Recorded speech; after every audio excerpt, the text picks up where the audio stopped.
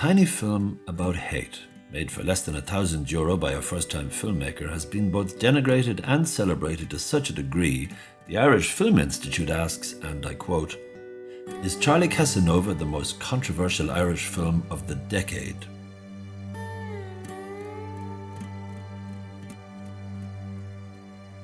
Or is it, as another viewer suggests, and again I quote, "the work of a sociopathic, arrogant, egotistical idiot"? Written as a reaction to the shame of his own cowardice in the face of an increasingly divided Ireland, award-winning writer Terry McMahon arranged a public reading of a very different kind of screenplay for the Irish Film Board. A remarkable cast tore into the script, however the board hated it, and Charlie Casanova was flushed down the toilet. But, like a hungry dog with fleas, it wouldn't stay down, and McMahon wondered if, punk-style, this was maybe the one script of his that could possibly be made for next to nothing. So McMahon tattoos his arm as a constant reminder of what he is not doing, puts a post on Facebook seeking cast, crew and equipment, and 3 weeks later this motley crew of miscreants assemble for the first day of principal photography and begin to make a film. The camera, loaned by youth organisation Bradog, has to be returned by midnight on the 11th day, so that's how long the shoot will take. No reshoots, no second chances, no turning back. During filming, McMahon loses his job. However, in the ensuing months, with editing and music finished, Windmill Lane Studios demonstrate their faith in the film by providing complete post-production for free. Charlie Casanova is sent to the Irish Film Board and rejected. Flushed down the toilet again, Charlie's life looks over before it's begun, but McMahon, now broke, submits home-burnt DVDs to several festivals, and Grania Humphreys is brave enough to select the film to premiere at the Dublin Film Festival. Then something unprecedented happens, something that inspires the Irish Film Board and Culture Ireland to support Charlie. A major heavyweight is planning to carry Charlie onto the world stage. One of the world's most prestigious film festivals, South by Southwest in Austin, Texas, is run by the legendary Janet Pearson. Showcasing major Hollywood movies and independent gems, each year Pearson selects only 8 films to go into competition. No non-American film has been selected in the past 6 years. No Irish film has ever been selected. Until now.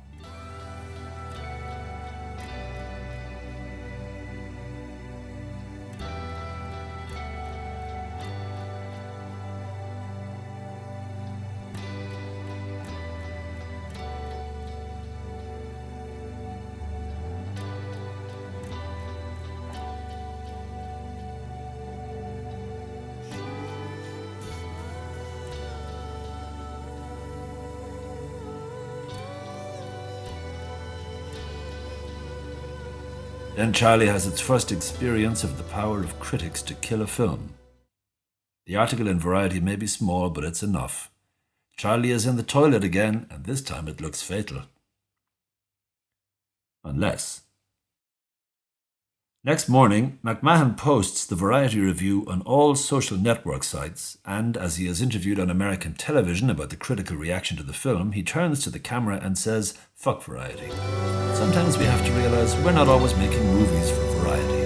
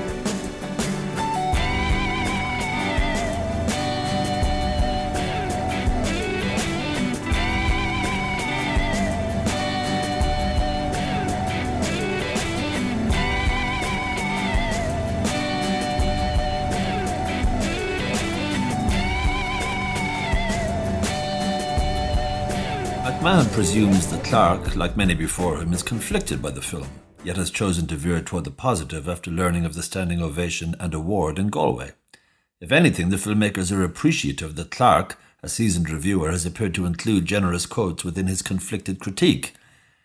Several people even contact the filmmakers to congratulate them on the perceived warmth in Clarke's article. 10 days later, Clarke writes a second article, making it clear he is aware the filmmakers are upfront about all reviews, good and bad, in order to deliberately demonstrate the divisiveness of the film. He does, however, align Charlie Casanova with another film that did misrepresent a quote in the past from influential British critic Mark Kermode. McMahon, a little confused and disappointed by the tone of the piece, figures Clarke has been so generous with his first article, perhaps he should be forgiven a little slyness in his second. As a standard practice, the filmmakers utilised the most provocative quotes in the article and put this on the review page of the homemade Charlie Casanova website.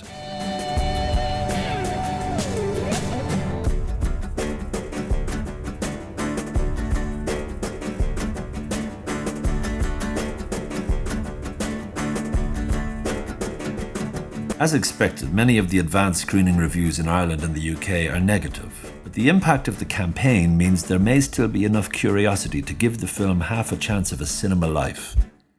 Even with some programmers balking at the film and refusing to screen it, the distributors push ahead, and Charlie Casanova is only 1 week from its UK and Irish cinema release when the Irish Times publish a third article by Donald Clarke. This time a 2-page spread.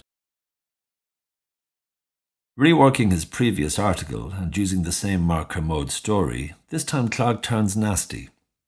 And as none other than Mark Kermode himself tweets Clarke's article with only 6 days to go to Charlie Casanova's opening, the filmmakers are depicted as liars and the film a fraud.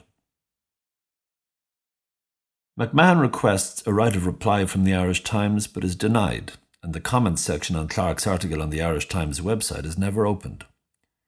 Mark Kermode is also contacted via Twitter but gives no reply, so McMahon writes a blog rebuttal, but the damage is done. On the day Charlie Casanova opens, the coterie of critics circle their colleague and, unashamedly referencing Clarke's article, they gleefully savage the film and the filmmaker.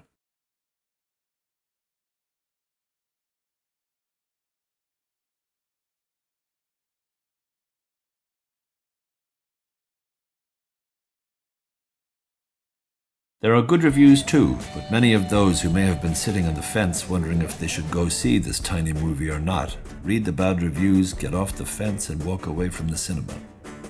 Beaten down from birth, Charlie Casanova had pulled many a Lazarus, but it wasn't getting up this time. A Facebook status led to a film, which led to a fight, which led to a funeral. A film about hate had generated just enough hate to get itself buried. And so Charlie's journey comes to a close. A tiny movie punching way above its weight has indeed become the most controversial Irish film of the decade. But is Charlie Casanova badly misunderstood or badly mediocre?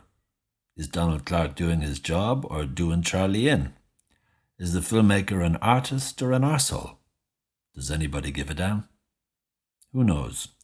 But McMahon is on record as saying he would raise a glass with Clarke, his coterie, or any other detractors in a toast to the ever-enduring power of cinema to occasionally raise hell and sometimes touch heaven.